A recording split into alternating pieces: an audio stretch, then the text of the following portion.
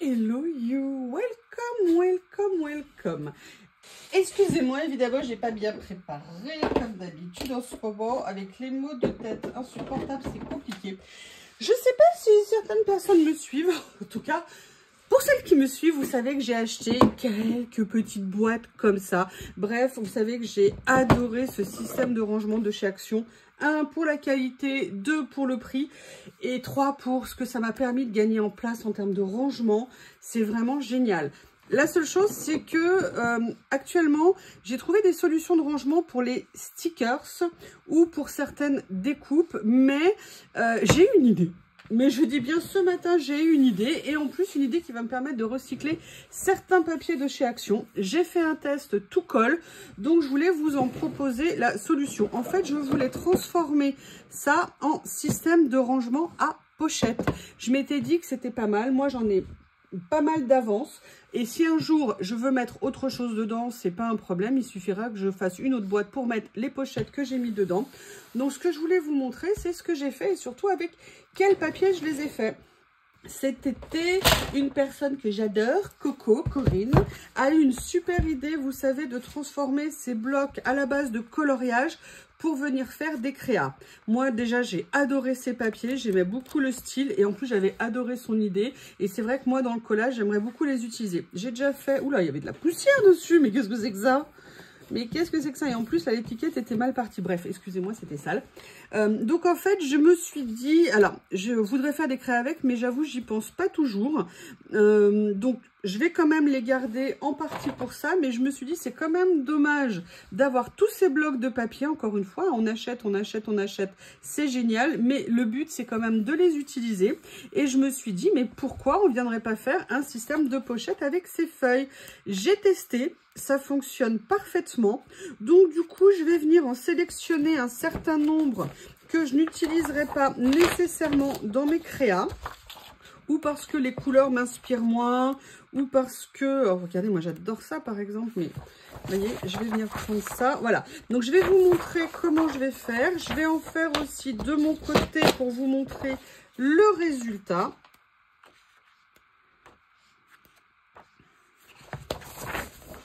Alors ça parce que j'ai des papiers autocollants qui sont un peu dans ce style, donc autant que je les utilise. Alors là, c'est pas une bonne idée. Oh là là, ça a sauvé la page, heureusement. Donc voilà, là je suis venue en prendre 3. On va déjà commencer par ça.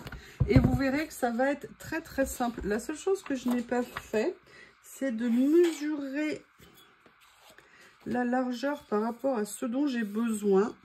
Pour voir si par hasard... non, je ne pourrais pas en faire 2 par page parce que les pages font 24. Donc ça veut dire qu'il faudra, on aura des chutes mais qu'on pourra utiliser pour autre chose. Alors je vais vous donner la taille des papiers à découper. Excusez-moi, je commence déjà par enlever le bord ici. C'est très très simple à faire. L'avantage, c'est qu'on utilise du matériel qu'on a déjà. Vous savez que moi, c'est quelque chose que j'aime beaucoup parce qu'on a tellement tendance à en accumuler que autant l'utiliser. Donc là, la première chose qu'on va faire, excusez-moi Bouddha, évidemment, le problème, c'est que ça va pile poil dans le pli de nos massicots. On va venir faire une découpe à 16 cm. Attendez, ouais, 16. Et après, on va faire 14. Non, je remets les choses dans le bon ordre parce que j'avais l'impression que je m'étais un peu embrouillé les pinceaux. Non, mais en ce moment, je suis une plaie pour vous quand même, hein. Alors, vous voyez, donc là, on a 16 par 14. La première chose que vous allez faire, et c'est ça, en fait, que je voulais tester avec ces papiers. Et pourquoi j'ai pris ces papiers? Alors, j'ai pris ces papiers parce que, comme je vous ai dit, on en a. Ils sont fins, mais pas trop fins. Mais la question que je voulais voir, c'est s'ils allaient résister au pliage et surtout, vous voyez, au traçage comme ça. Et en fait, ça va sans problème. Donc là, on l'a fait dans la hauteur. Donc, on a fait 1 cm de pli de chaque côté. Maintenant, on va faire un pli transversal à 8 cm. Et ça va nous donner la structure de la pochette. Alors, au niveau, après, de votre pochette, vous allez faire votre pli pour être sûr que ça se passe bien. Vous voyez, pour une fois, je suis nickel. Oui, voilà, ce que je vous disais, ce que je voulais tester, c'était est-ce que le papier allait résister et à la fois au pliage et à la fois, si vous voulez, à une manipulation. Sincèrement, je dirais oui et oui dans les deux cas.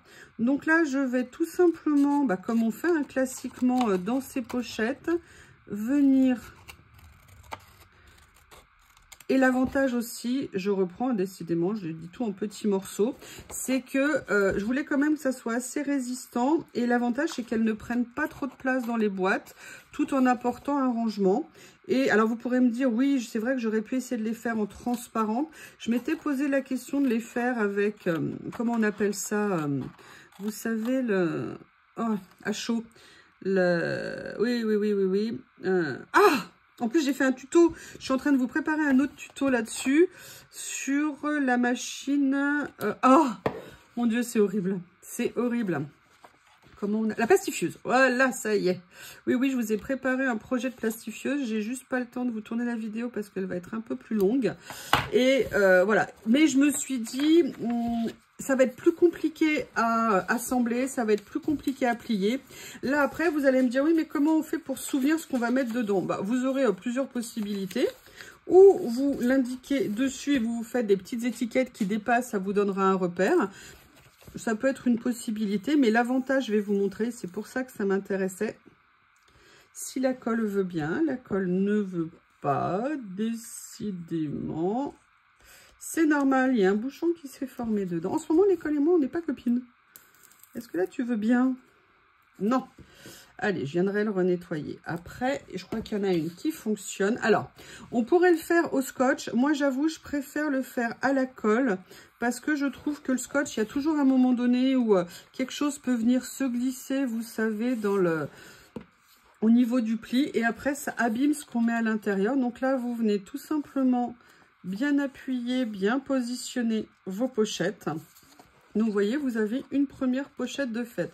Donc, vous voyez, ça prend très exactement 10 secondes à faire. Ce que je voulais vous dire, c'est que vous vous mettez devant votre télé le soir, vous vous prédécoupez vos morceaux et après, vous n'avez plus qu'à assembler vos papiers. Et je voudrais vous montrer le résultat. On va juste en faire une autre ensemble. Ça prend pas beaucoup de temps. Et après, si vous êtes sage, je vous montre ce que ça donne. Attention, hein, si vous êtes sage, je sais que vous n'êtes pas toujours. Alors, comme je veux que ça soit plié. Donc, c'est là où je vais venir couper les 16 en fonction du sens du motif. Donc, c'est vrai, ça vous fait des chutes de papier. Mais les chutes de papier, vous pouvez toujours les utiliser, les garder pour faire d'autres choses après. Donc là, je fais 16. Je vais tout de suite, moi, venir faire mon pli à 1. Donc, vous voyez, on appuie, mais pas trop. On fait un autre centimètre. Mais j'ai fait quelque chose de mal, là.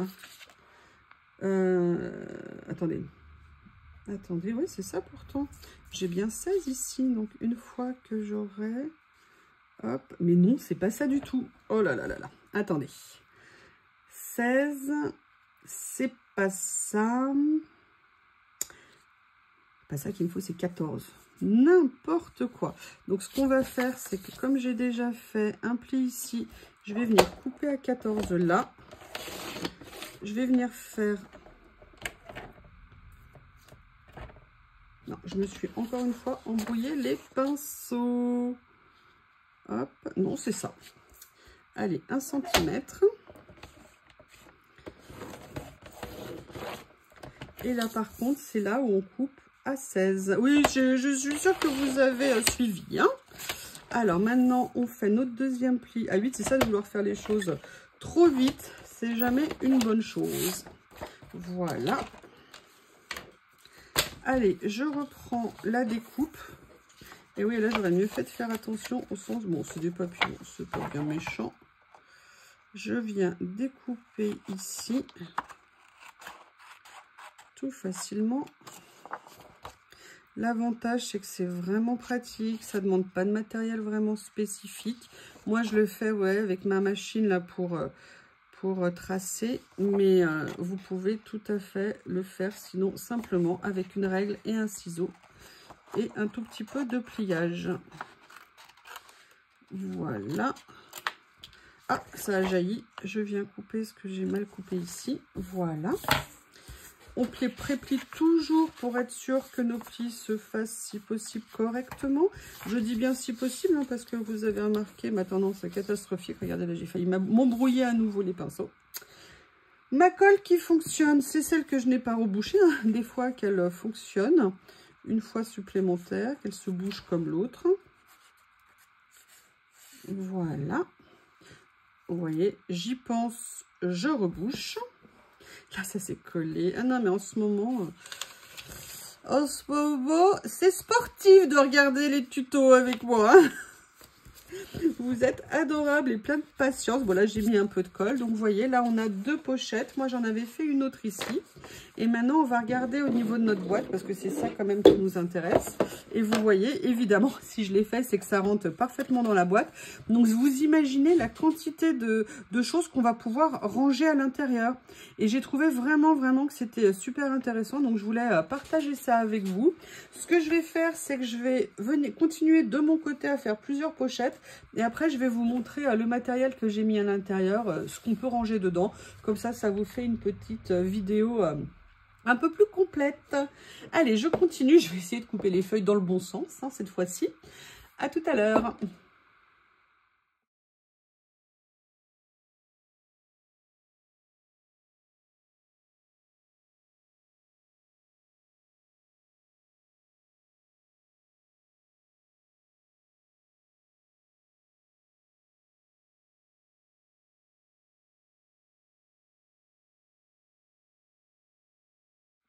Allez, me revoilà. Je vous donnerai toutes les dimensions si vous êtes sage après. Donc, je sais pas, je vous ai pas tout filmé parce qu'une certaine personne m'a téléphoné, du coup, téléphone. J'ai dû couper, mais je vous ai fait au ralenti. Donc là, vous voyez, j'en ai fait combien, du coup, en attendant 1, 4, 6, 8, 10, 12, j'en ai fait 14 et je voulais vous montrer un petit peu les idées de rangement que je voulais mettre dedans. Alors, vous savez que moi j'avais fait déjà ces pochettes, hein, moi vous savez que j'adore ces pochettes, où j'étais venue mettre dans cette boîte déjà vous savez, des stickers de fleurs comme ça, et je m'étais dit que ça serait bien de venir faire peut-être un tiroir de rangement comme ceci. Donc là, ce que je voudrais, c'est commencer à répartir mes fleurs ici. Je voudrais voir en fait la quantité que je peux mettre dans un tiroir. Ça serait super pratique parce que moi, ces boîtes, je les adore. D'ailleurs, pour info, hein, je m'en suis recommandée. Je les ai enfin retrouvées sur Temu, donc je suis super contente. Elles étaient pas chères du tout. Mais là, comme j'ai ces tiroirs en attendant, c'est nickel. Et surtout, vous voyez, les pochettes sont plus grandes que celle-ci. Donc, je me suis dit que ça pouvait être intéressant. Donc là, la première chose, vous voyez, en fait, là, ce que j'avais mis, c'était les fleurs, je dirais, de taille un petit peu intermédiaire. Ni trop grande, ni trop petite. Alors là, je les avais toutes mélangées, toutes collections confondues. C'est vrai que si j'avais eu ces pochettes, peut-être j'en avais eu suffisamment. Peut-être que j'aurais laissé la distinction couleur par couleur. Mais vous voyez, regardez, l'avantage, c'est que vous sortez votre tiroir et vous venez très facilement voir ce qu'il y a à l'intérieur. Vous avez vu, pour l'instant, j'ai pas surchargé les pochettes. Et on voit que déjà, on peut en mettre énormément. Et il y avait notamment... C'est aussi pour ça que ça m'intéressait, c'était les stickers qui sont un tout petit peu plus grands.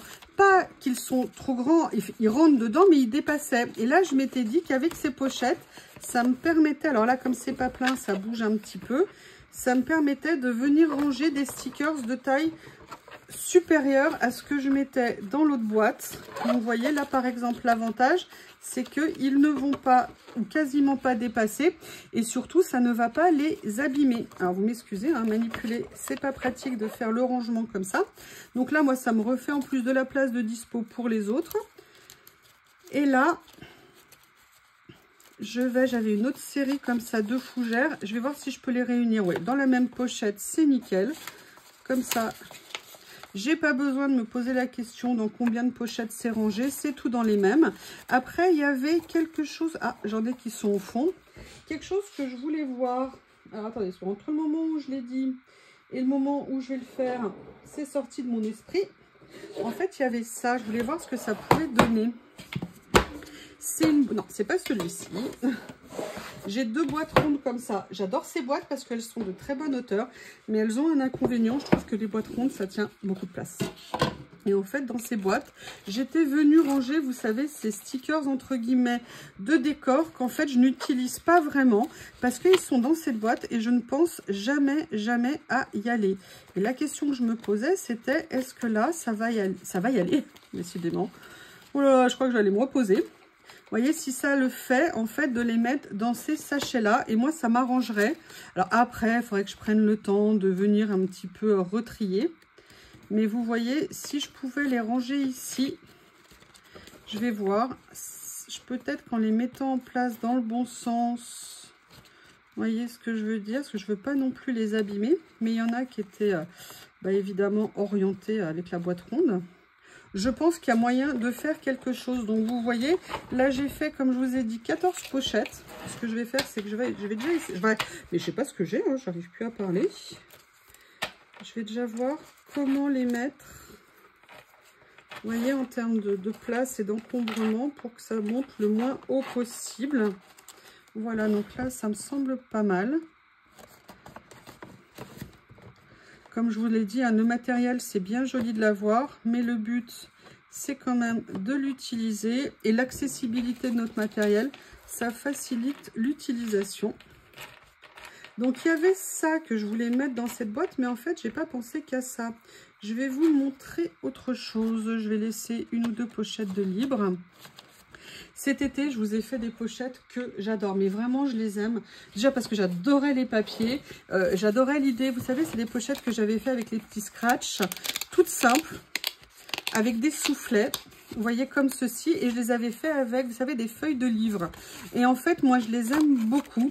La seule chose, c'est que je n'ai nulle part où les ranger, donc c'est un peu compliqué. Je les ai mis à un endroit, mais pour moi, c'est pas top. Mais par contre, j'aimais bien la capacité qu'elles avaient, la taille. Et en fait, j'étais venue ranger dans une série, vous savez, ces petites découpes que je trouve absolument magnifiques. Et la question que je me posais, c'est est-ce que je pourrais venir les mettre dans ces pochettes-là ? Parce que ça serait dans un tiroir, vous savez, à l'amour que j'ai de ces tiroirs.